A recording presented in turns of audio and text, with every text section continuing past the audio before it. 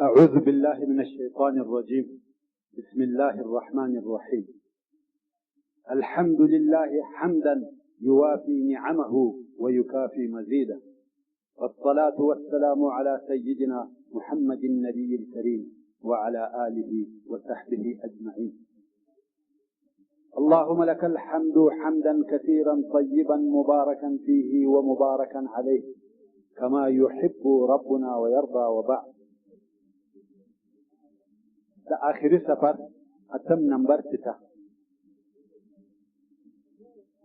محترم ورونو، په تېره اووم نمبر 6 کې زموږ خبرې د ګناهګارو مسلمانانو په باره کې وې چې د هغې جملې څخه یوه ډله وه چې دوزخ ته داخل کړه شوه او وسوځل شوه تر څو چې ښکاره ځینې جوړ شوه، او بیا په شفاعت د رسول اکرم صلی الله علیه و آله وسلم او انبیاءو علیهم السلام، صدیقینو او شهداءو دغه ښکاره د دوزخ څخه راوړه شوه او د جنت د ولو پر غاړه وپاشل شوه، او جنتیانو اوبه پر توی کړې. دوی بېرته راشنه شول او ژوندي شول او د جنت د خلقو څخه شول. او په هغه حدیث شریف کې چې امام بخاري روایتوي، رسول صلی الله علیه و آله وسلم فرمایي یو قوم د اوره څخه په شفاعت د محمد صلی الله علیه و آله وسلم راوځي او جنت ته داخليږي.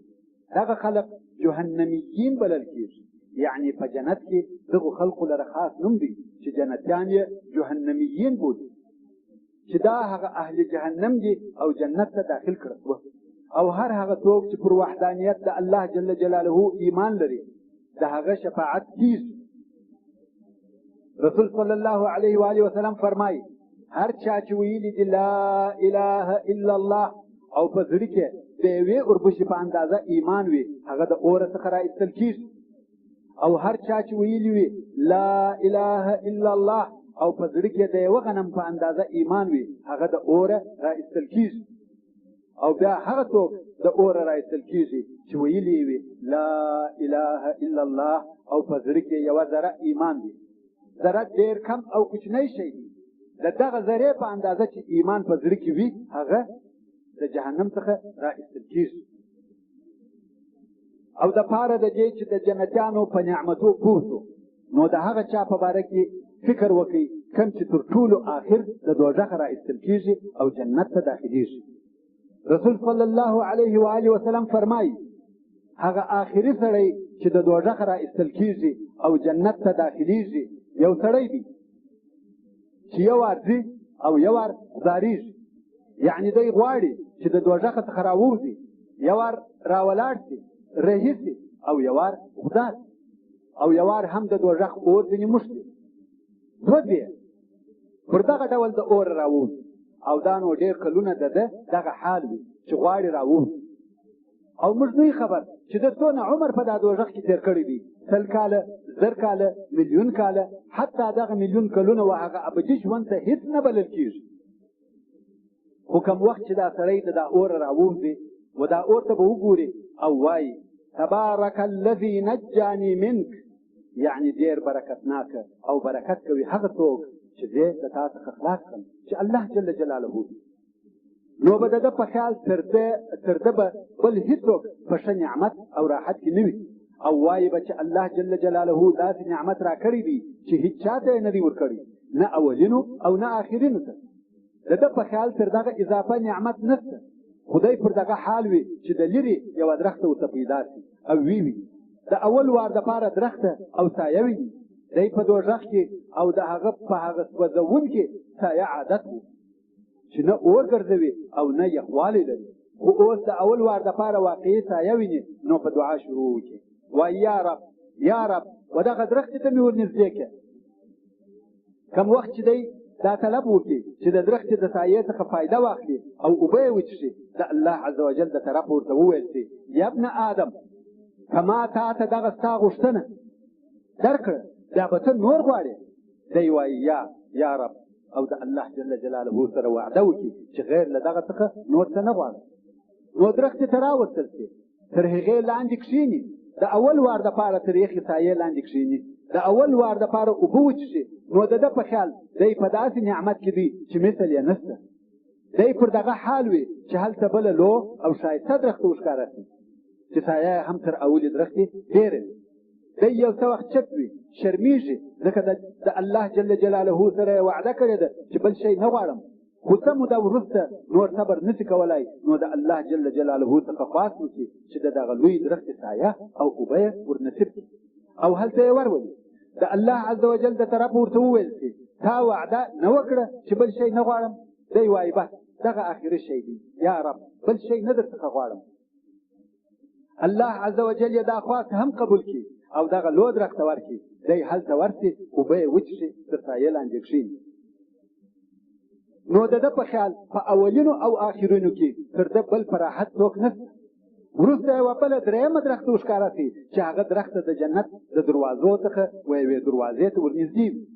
دی یو څه وخت چپ وي، آخر یې طاقت ونه شي، وایي یا رب دغه درخته بس نور څه نه غواړم. د الله جل جلاله د طرفه ورته وویل شي ای بنده تا وعده وکړه چې نور څه نه غواړم. دی وایي بس دغه یا رب. الله عز وجل اجازه ورته وکړي چې دغې درختې ته ورسي. دی ورسي، هلته کښېني، اوس خو نو د جنت و دروازې ته ورنږدې دی. دلته دی ناست دی چې د جنت دروازه خلاصه شي. دی ورته ګوري په جنت کې عجب او قسم قسم نعمتونه دي او د جنت بوی پر موږ دی، داسې بوی چې مثل یې نشته. څه موده چپ دی. په حدیث شریف کې راغلی دي چې بیا نو د جنتیانو اوازونه واوري، نور نو د ده د طاقته ووځي، وایي یا ربي و دغه جنت ته مې ور داخل کړه. د الله عز وجل د طرف ورته وویل شي یا ابن آدم ته په څه شي راضي کېږې؟ ورونو ابن آدم طماع دی چې یو شی ور ورسېږي بل غواړي. دی وایي یا رب فقط و جنت ته مې داخل کړه. الله عز وجل وفرمایي ایا راضي کېږې چې په جنت کې په مثل د ټولې دنیا درکم؟ یعنی ایا راضي یې چې په جنت کې دونه حصه درکم لکه ټوله مځکه چې وه؟ ورونو په دنیا کې داسې پاچا شته چې ټوله مځکه او د هغې خزانې دي د هغه پاچا وي، د هغه تر حکم دې لاندې وي؟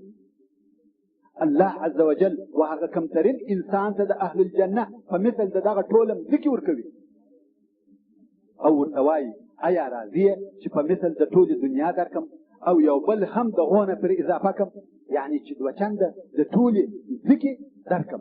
راضي یې؟ دغه بنده به وایي یا رب استهزا را باندې کوې او حال دا چې ته رب العالمین یې. پر دغه ځای راوي د حدیث عبدالله ابن مسعود رضی الله تعالی عنه وخندل او ویل تاسې پوښتنه نه کوئ چې پر څه شي خاندم؟ خلقو ورته وویل پر څه شي خاندې؟ ده ویل رسول الله صلی الله علیه و آله وسلم دغه رنګه پر دغه ځای وخندل. صحابه کرامو پوښتنه ځینې وکړه، ویل پر څه شي خاندې یا رسول الله؟ رسول علیه الصلاة وسلام وفرمایل په سبب د خندا د رب العالمین خاندم. کله چې دا بنده ورته وویل یا رب استهزا را باندې کوې او ته رب العالمین یې، بیا نو الله عز وجل وفرمایل خبر اوسه واوره زه په تا استهزا نه کوم بلکې زه پر هر شي قادر یم. او الله عز وجل امر وکړي چې ده ته په مثل د دنیا ورکړي او بل مثل یې هم ورسره ورکړي. سړی وایي راضي یم، الله جل جلاله وفرمایي او بل مثل یې هم ورکړي. سړی وایي راضي یم، کافي دی، نور نه غواړم، الله پاک جل جلاله فرمایي او بل مثل یې هم ورکړي. سړی وایي راضي یم، بس لکه ټوله دنیا څلور واره ورکړه شوه، مگر الله عز وجل فرمایي هغو نه نور هغو نه نور هغو نه نور هغو نه نور، تر څو رسول صلی الله علیه و آله وسلم تر لسو وارو پورې حساب کړه. ورونو دا هغه کښته درجه د جنتیانو ده چې لس واره په مثل د دغه مځکې وده ته ورکول کېږي.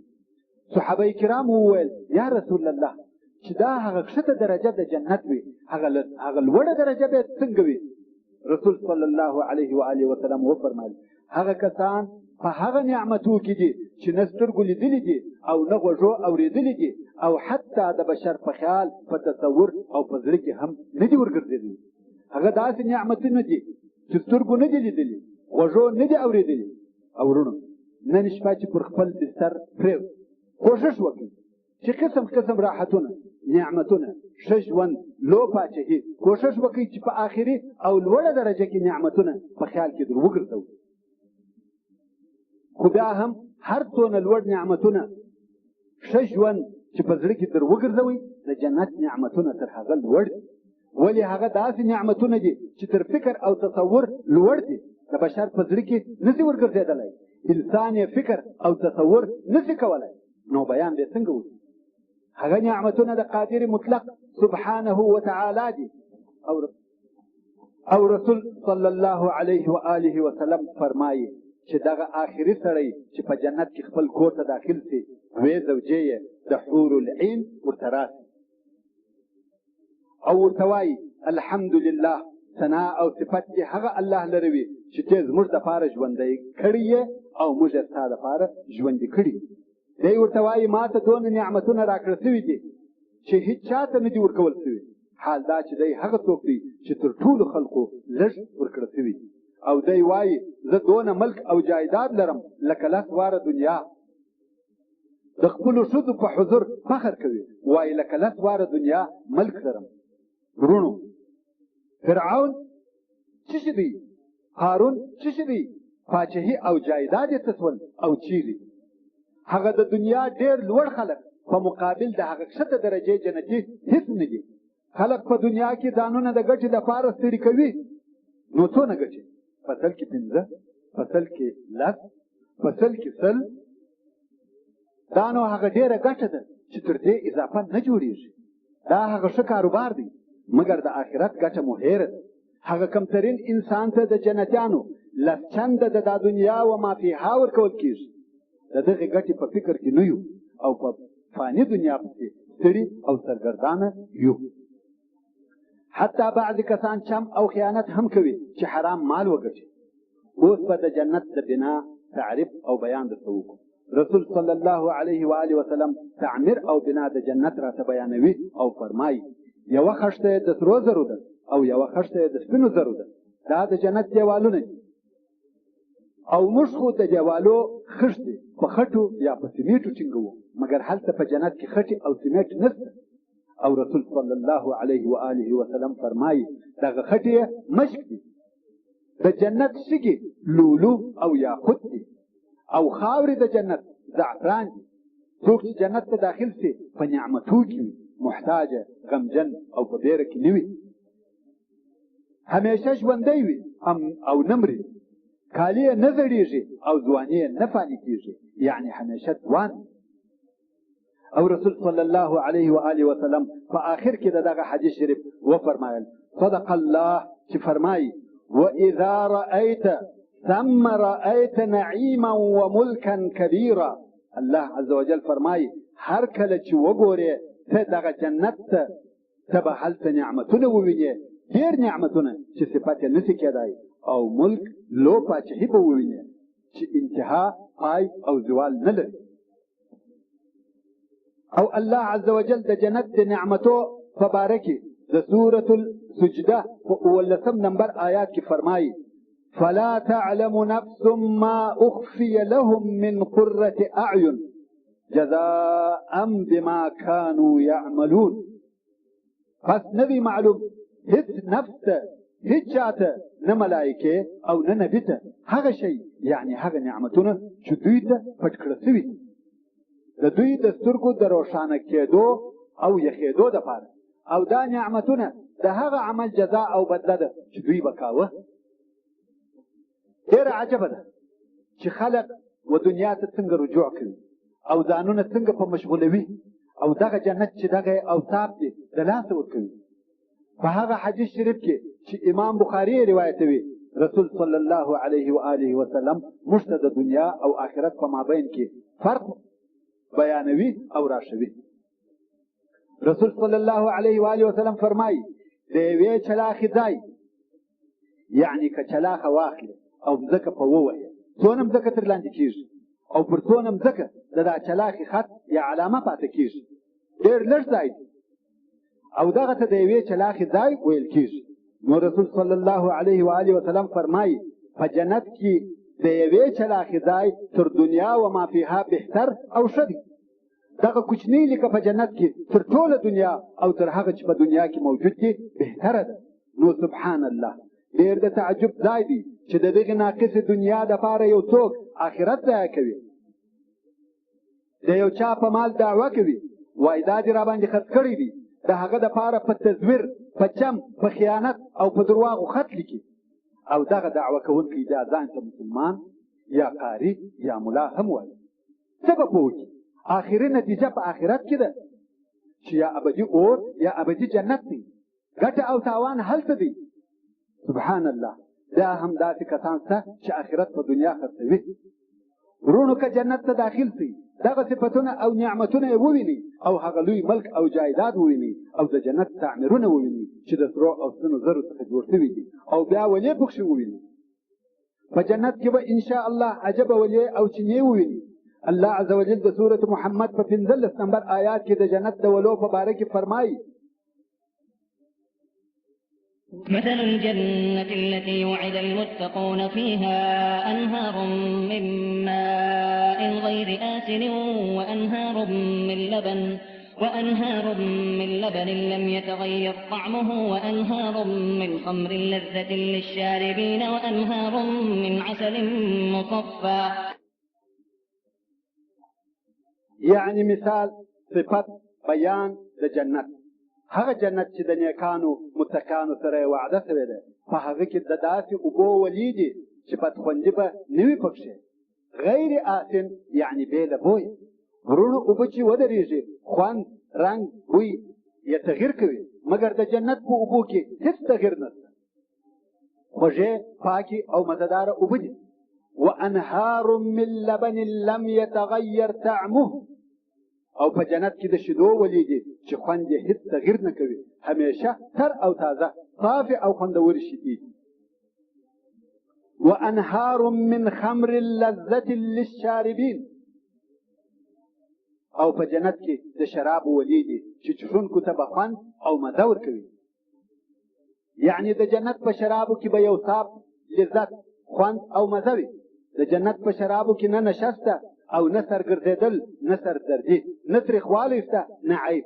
ورونو هغه څوک چې په دنیا کې شراب څښي په ورځ د قیامت ځینې بې برخې کېږي، مګر هغه څوک چې په دنیا کې د الله جل جلاله د بیرې یې پر ځان حراموي، هغه به په آخرت کې او جنت کې څښونکی وي. وانهار من عسل مصفى. او په جنت کې د صاف کړه شوو عسلو ولي. ورونو موږ اوس ډېر لږ عسل په ډېر قیمت رانیسو، مګر په جنت کې د صافو عسلو ولي دي. او په جنت کې چینې شته. الله عز وجل د سورة دهر په 5 نمبر آیات کې فرمایي: ان الابرار یشربون من کأس کان مزاجها کافورا. یعنی بېشکه نیکان به څښي په جنت کې داسې ګیلاسونه، جامونه د شرابو چې کافور به په ګډ شوي وي. دا کافور د دې دنیا د کافورو په مثل نه دي، بلکې په جنت کې د یوې خاصې چینې نوم دی چې د الله جل جلاله د طرفه و مخصوصو او مقربو بندگانو ته د هغې چینې د اوبو څخه ورکول کېږي. او بل ځای د سورة الدهر په 18 نمبر آیات کې الله عز وجل فرمایي: ويسقون فيها كأسا كان مزاجها زنجبيلا عينا فيها تسمى سلسبيلا. یعنی په جنت کې په جنتیانو څښل کېږي داسې جامونه چې زنجبیل به ورسره ګډ وي. دا زنجبیل د دنیا زنجبیل نه دي، جنتي زنجبیل دي.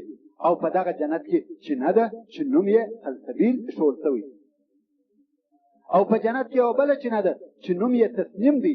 او الله عز وجل په سورة المطففین کې فرمایي: إن الأبرار لفي نعيم على الأرائك ينظرون تعرف في وجوههم نضرة النعيم يسقون من رحيق مختوم ختامه مسك وفي ذلك فليتنافس المتنافسون ومزاجه من تسنيم عينا يشرب بها المقربون. إن الأبرار لفي نعيم على الأرائك ينظرون. يعني بشك نیکان په ډیرو نعمتو کې د جنت دي، پر تختو د باچهي، پر شایسته تختو باندې ناست دي، د الله جل جلاله لقاء او د جنت نعمتونه ګوري او خوند پر اخلي. تعرف في وجوههم نظرة النعيم. يعني پیژنې به ته، در معلومیږي به تا ته د دوی په مخانو کې تازګي د نعمتو د جنت. دلته په دنیا کې هم بعضې خلک د مخانو څخه معلومیږي چې دا سړی په نعمتو کې لوی شوی دی، آرام او هوسا ژوند لري. هلته په آخرت کې د جنتیانو چهرې به داسې تر او تازه وي چې هر لیدونکی به د لرې په پوهېږي چې دا خلک په ډېر عیش هوسایي راحت او نعمتو کې دي. یسقون من رحیق مختوم ختامه مسک وفي ذلك فليتنافس المتنافسون ومزاجه من تسنيم عينا يشرب بها المقربون. او ورچشل کیږي دغه جنتیانو ته د خالص شرابو مهر کړه شوو څخه چې مهر به هم په مشک وي او مزاج ګډېدل د دغو شرابو به د اوبو سره د تسنیم وي چې دا تسنیم په جنت کې یوه چینه ده چې د الله جل جلاله مقربین به د دغې چینې څخه څښل کوي او بیا به تاسې په جنت کې ګرځئ چې هلته لوی لوی قصرونه دي. الله عز وجل د سورة الزمر په 20 نمبر آیات کې فرمایي لكن الذين اتقوا ربهم لهم غرف من فوقها غرف مبنية تجري من تحتها الأنهار وعد الله لا يخلف الله الميعاد. مگر هغه کسان چې د خپل رب څخه بیریږي دوی لره قصرونه په جنت کې شته چې پر هغو سربیره نور قصرونه جوړ شوي دي. د جنت قصرونه یو منزله نه دي بلکې څو منزله دي او تر هغو لاندې ولې بهیږي. دا وعده الله جل جلاله کړې ده او الله جل جلاله د خپلې وعدې مخالفت نه کوي. او رسول صلی الله علیه و آله وسلم فرمایي چې په جنت کې داسې قصرونه دي چې د دننه څخه یې د باندې معلومیږي او د باندې څخه یې د ننه معلومیږي. شفاف قصرونه دي.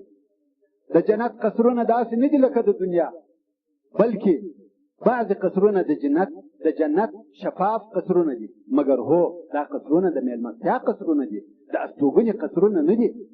د استوګنې په قصرو کې څوک نه معلومیږي چې د هغو تعریف به لږ وروسته درته وکړو. دا شفاف قصرونه مهمانخانې دي او دا قصرونه د هغو کسانو دپاره دي چې په دنیا کې ډوډۍ ورکوي. لکه په دنیا کې چې مهمانخانې درلودې په جنت کې به هم د میلمنو دپاره قصرونه لري هغه هم شفاف قصرونه. او بل دا شفاف قصرونه د هغه چا دپاره دي چې نرمې او پستې خبرې کوي حتی د مخالفینو سره په نرمه لهجه غږېږي.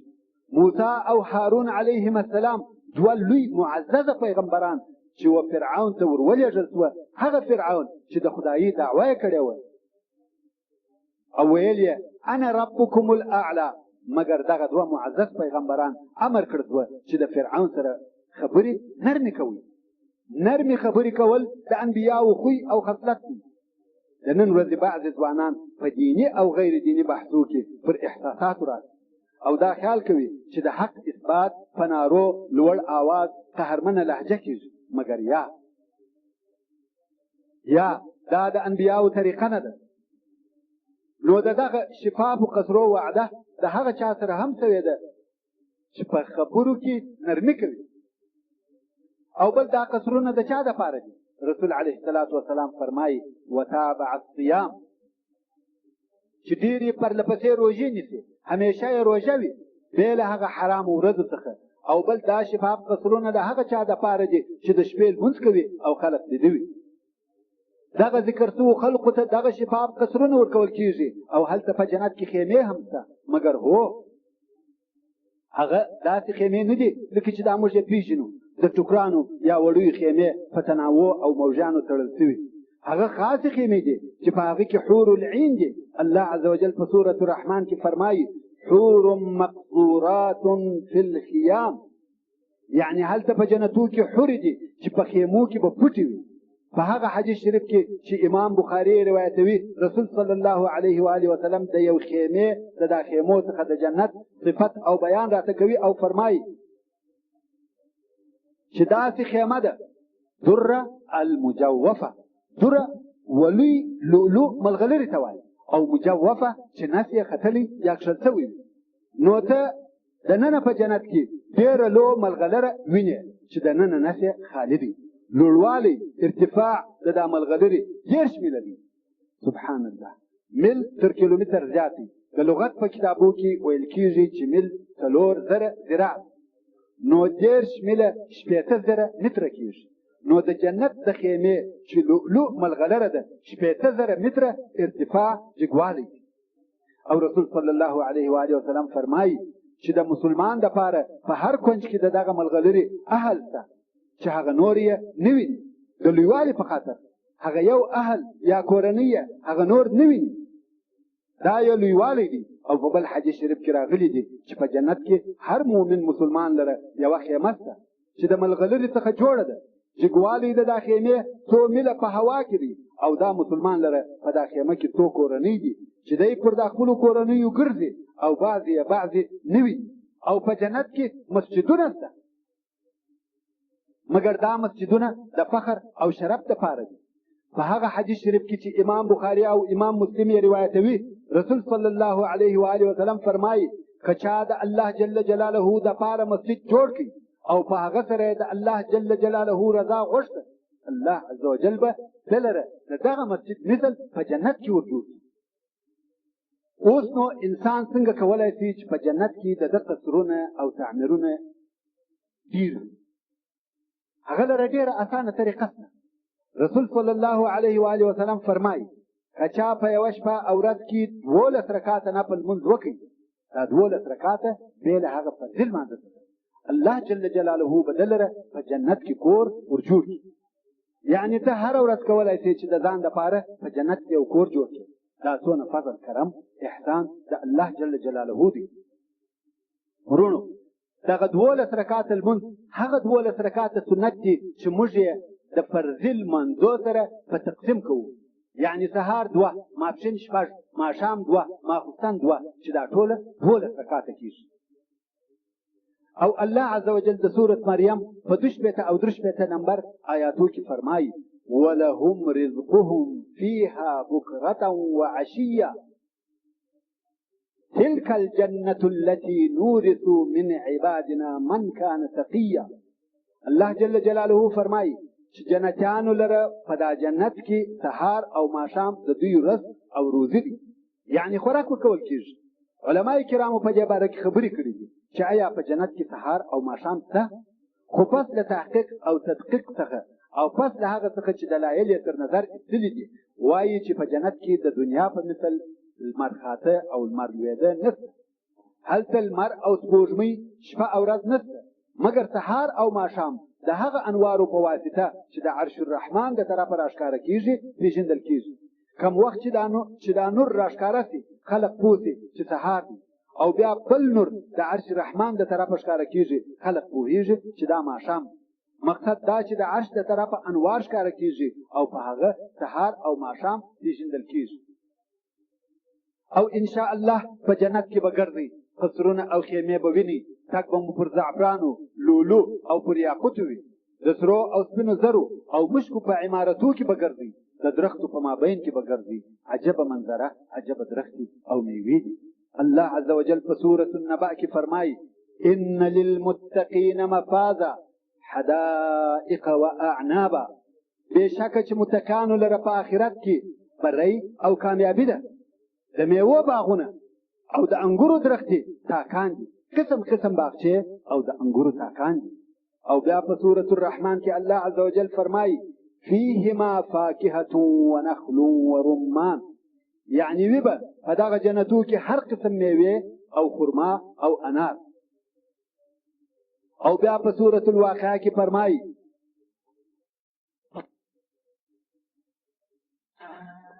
وأصحاب اليمين ما أصحاب اليمين في سدر مخضود وطلح منضود وظل ممدود وماء مسكوب وفاكهة كثيرة لا مقطوعة ولا ممنوعة.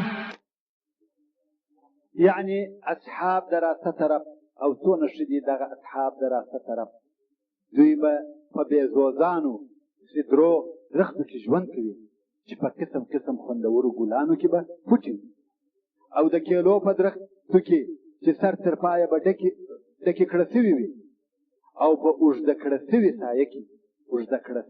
سایه کې او په بهېدونکو تویېدونکو اوبو کې او په ډېرو میوو کې داسې میوې چې نه به شکول سوي وي او نه به قطع کېږي، سر و کال به موجود وي او نه به منع کېږي، یعنې د دې څخه منع هم نه وي. ورونو دا د جنتیانو ژوند یو اړخ دی، دا د جنتیانو د ژوند یو اړخ دی، یو طرف دی هلته ټول انواع او اقسام د میوو شته. الله عز وجل فرمایي فیهما من کل فاکهة زوجان. په دا جنتو کې به د هرې میوې څخه دوه قسمه آشنا نااشنا وچلنده او نور داسې میوې.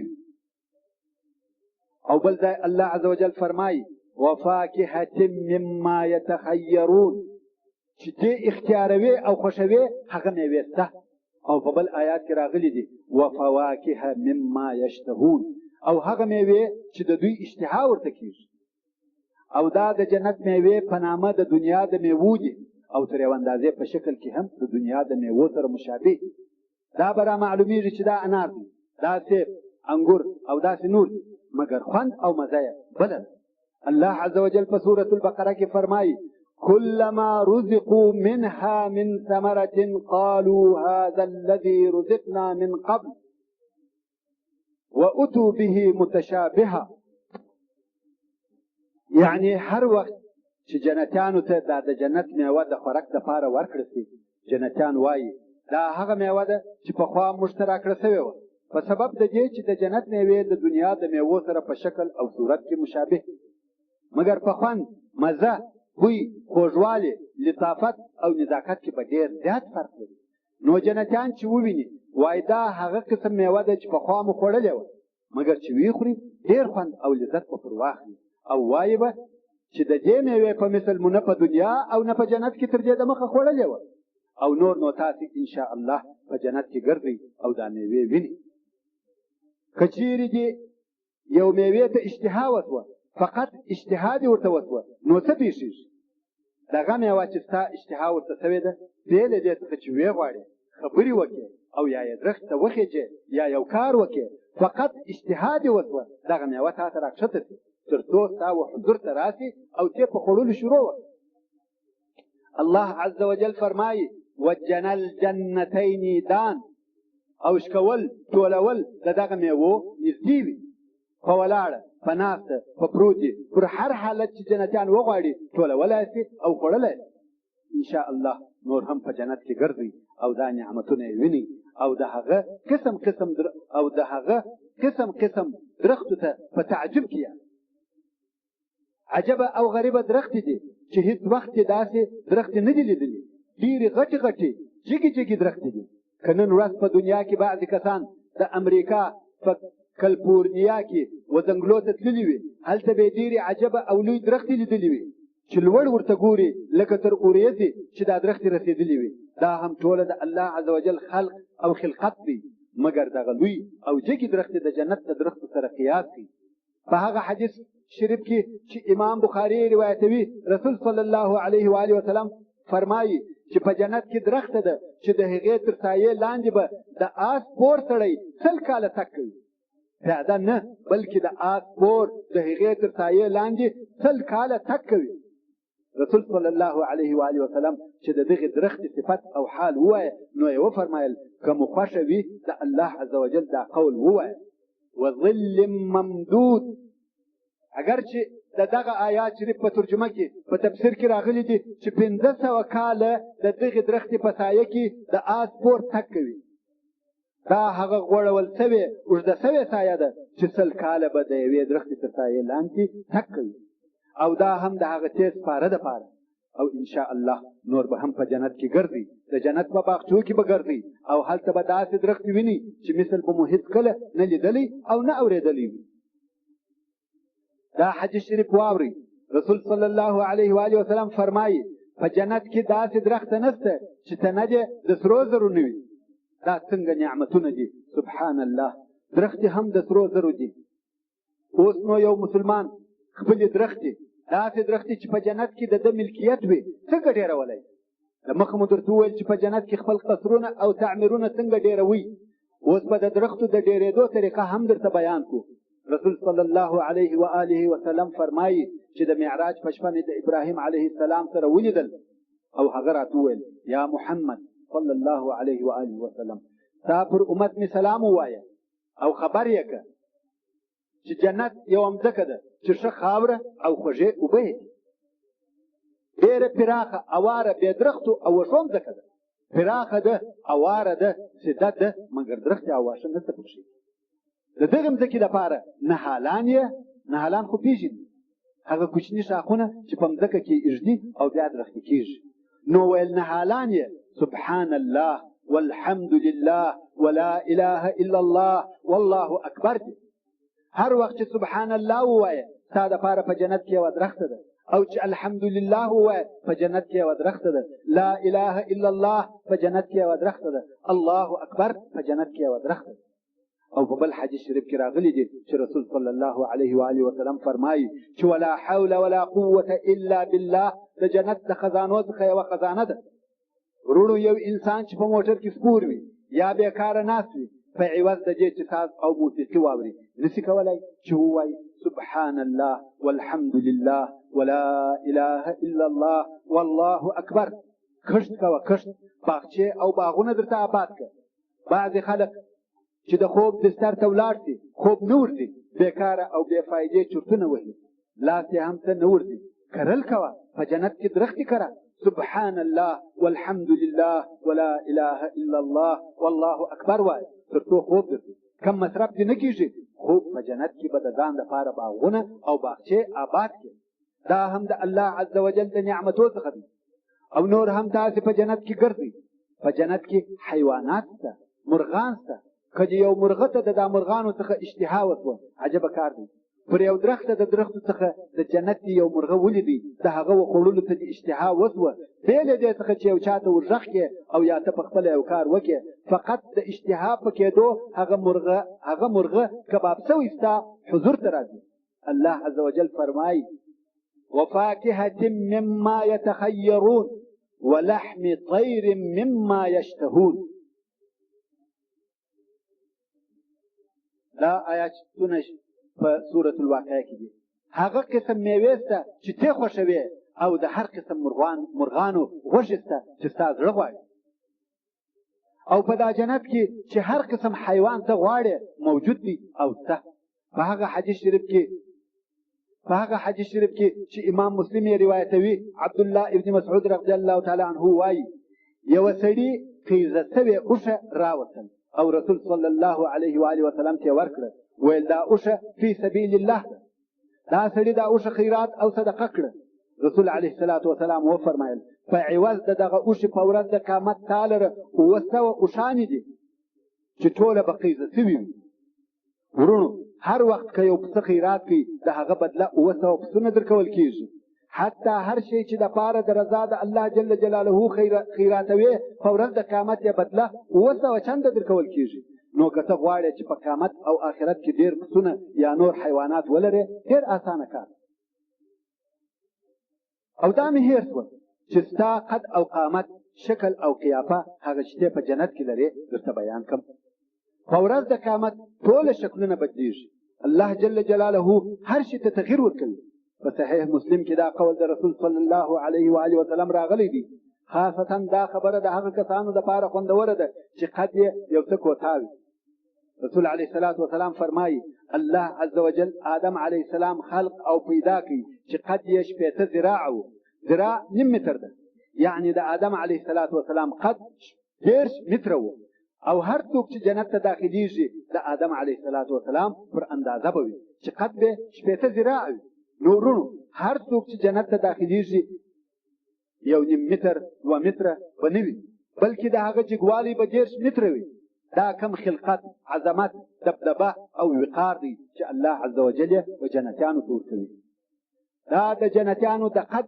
جګوالی دی او مخ چهره هم عجبه ده رسول صلی الله علیه و آله وسلم فرمایي جنتیان و جنت جردن مردا داخليږي جرد هغه دی چې د مخ وریښتان یې نه وي او مرد و هغه ته ویل کېږي چې پرېتو یې خط وهلی وي او ږیره یې نه وي راغلې نو هلته په جنت کې ږیرې نشته ټوله نوي ځوانان دي او سترګې لکه پرنجو چې تورې کړي وي او ټوله به د 30 کلو وي د ټولو عمر به یو وي 30 کلني ځوانان به وي او حور العین هم دغه رنګه دي د ټولو عمر به یو وي عربا اتراب یعنی چې ټوله په عمر سره یو شی وي نو جنتیان ټوله 30 کلني دي که کوچنی مړ سوی وي هغه به هم د 30 کالو وي او که ځوان یا سپین ږیری مړ شوی وي هغه به هم د 23 کالو وي.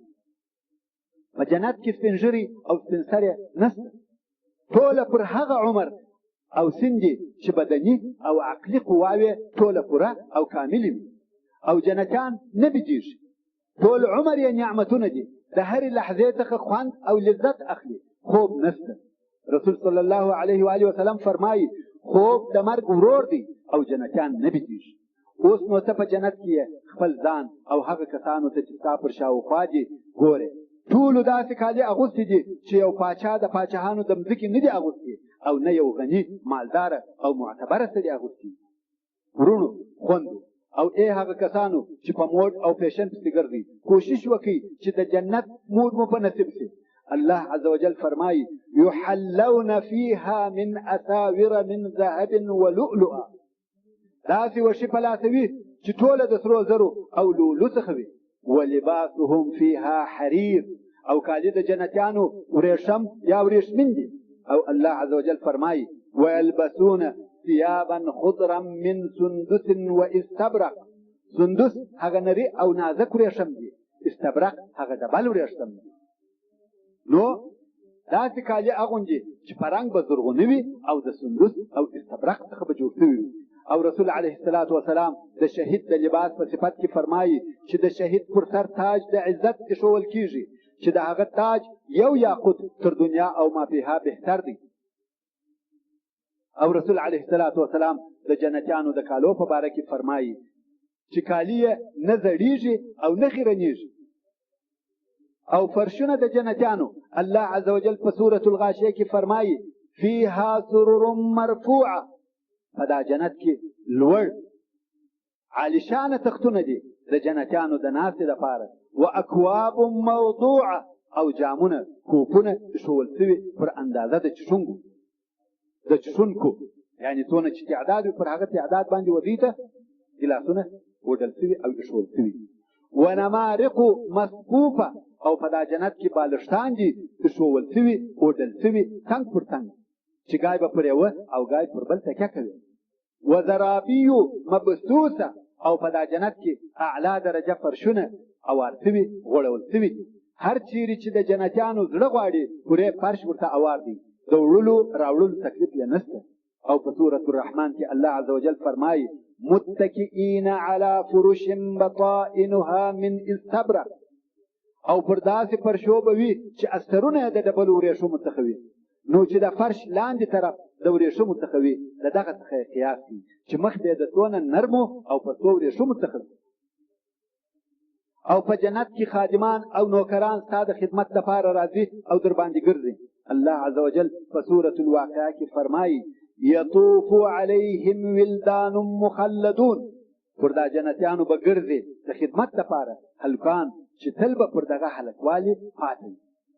باکواب و اباریق و کأس من معین، چې پر دا جنتیانو به ګرځوي ګیلاسونه کوزې او لوښي د صافو پاکو بهېدونکو شرابو، چې دغه شراب به نه د سر درد لري، نه به پر سر درد کیږي او نه به بېهوشه کیږي.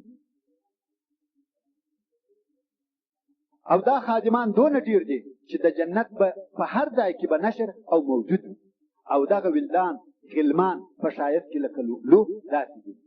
الله عز وجل فرمایي اذا رأیتهم حسبتهم لؤلؤا منثورا، یعنی کم وخت چې ته دغه غلمان ووینې خیال به پر کوې چې پاشل شوي ملغلرې او لؤلؤ دي. دوی لکه لؤلؤ چې د جنت په مځکه کې ګرځي.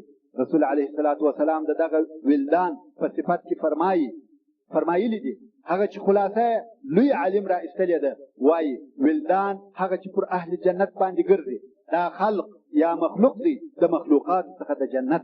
دا داسې نه دي لکه بعضې کسان چې فکر کوي او وایي چې هغه د مسلمانانو کوچنیان چې مړه شي دا هغه دي. یا د دغو کوچنیانو څخه خادم او نوکر نه جوړیږي. دا د مسلمان کوچنی چې مړ شي د دې څخه خادم او نوکر نه جوړیږي. دوی په خپله اهل جنت او جنتیان دي. دا کوچنیان د جنت د نعمتو څخه فایده اخلي. دوی د چا خدمت نه کوي بلکې د دوی خدمت کیږي. مګر هغه خادمان د جنت لکه څرنګه چې الله عز وجل حور العین خلقوي دغه رنګه ولدان مخلدون هم خلقوي چې موږ غلمان ورته وایو. نو هغه عالم وایي چې ولدان هغه چې پر اهل جنت ګرځي مخلوق دي د مخلوق څخه د جنت دا هغه د دنیا کوچنیان نه دي بلکې دغه د دنیا کوچنیان چې د مخه تر بلوغ مړه کېږي یا ډېر کوچني مړه کېږي حتی هغه چې د مور په نس کې مړه کېږي دا ټوله چې جنت ته داخل شي پوره خلق ځینې جوړېږي لکه نور جنتیان داسې به وي او فقط او قامت به د آدم علیه السلام وي 10 متره نو ای هغه مورې چې یو کوچنی دې مړ شوی دی او ای هغه مورې چې جنین د نس کوچنی دې نقصان کړی دی مخه په کېږه تا لره ډېرې دي هغه اولاد به دې په جنت کې در سره یو ځای شي او انشاء الله 30 کلن ځوان به او په جنت کې بازار شته